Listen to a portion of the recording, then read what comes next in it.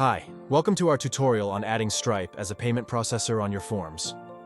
We'll start with this hoodie order form as an example. First, navigate to Payments and select Stripe.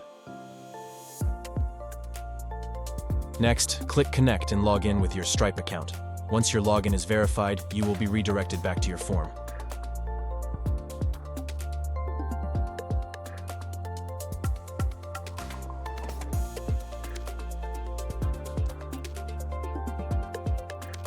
Now, simply click Enable to activate the payment processor. To make it the default payment method, click the toggle.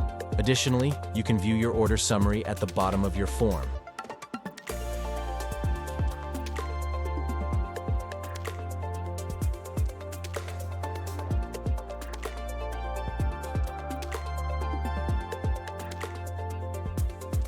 Finally, upon submission, the transaction will also appear in your Stripe account under Transactions, complete with all the necessary details.